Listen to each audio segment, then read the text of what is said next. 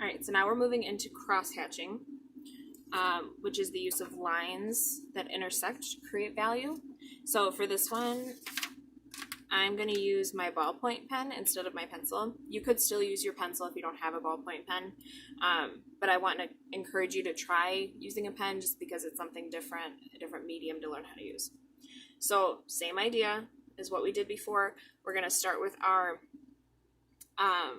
darkest area, so our shadow here. So I always start with hatching, which is lines that go in one direction, and I always make them follow the direction of the object. Otherwise they tend to look a little bit funny.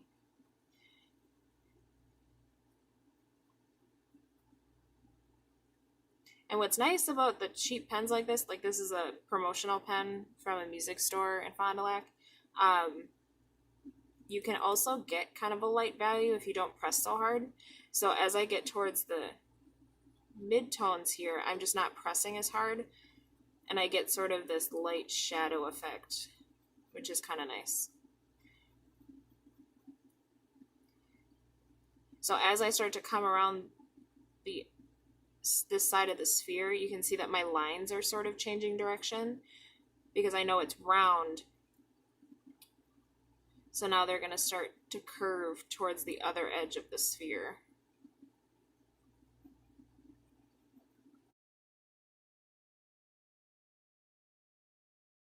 I wouldn't recommend doing this in gel pen just because gel pen usually smears.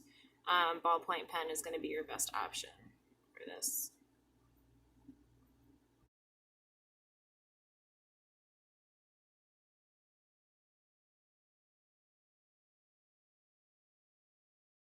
All right, so this is going to be my core, like right here. I'm going to start to add my lightest values here. And notice with this side here, I'm making the lines come towards me. They're not following the edge. And to make those even lighter values, I'm making my lines further apart from each other. All right, so I'm also going to do that down here where my reflected light is going to be. All right, so you could leave it exactly like this. This would just be called hatching. It's definitely a technique that you can use. A lot of artists do. But we're going to work on cross hatching. It just allows you to get an even darker value. So I'm going to come back to this core part of our ball, and I'm going to start to move a different direction on the sphere. So by adding this other direction, it adds more intersection, which allows us to get even darker values. But notice I'm not coming all the way up to the top with my crossing. I'm only doing that on the areas that I want to be darkest.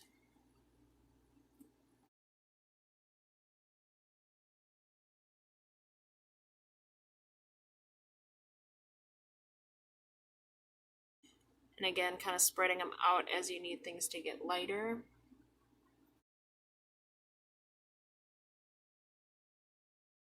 All right, so now to get it even darker, I'm going to go back again and go even more different directions. So this time I'm using sort of X pattern.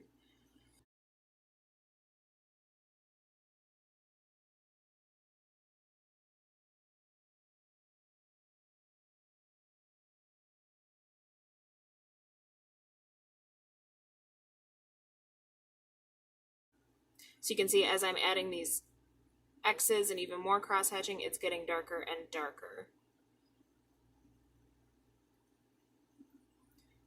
And as I spread them out, they get lighter and lighter.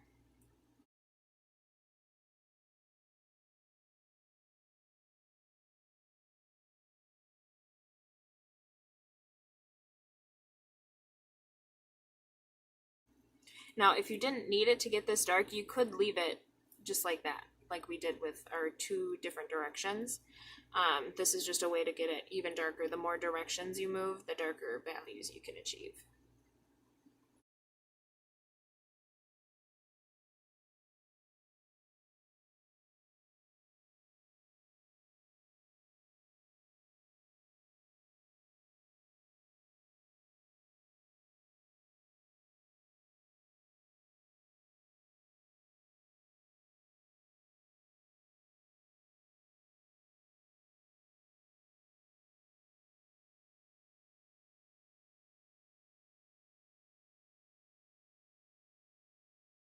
All right, so same thing with our cast shadow here. We're going to start towards the bottom with our hatching, moving with the direction of the shape.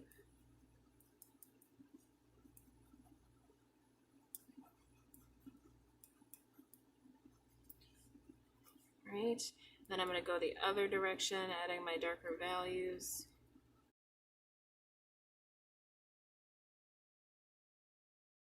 Once again in my really dark areas. All right, and that's how you do cross hatching.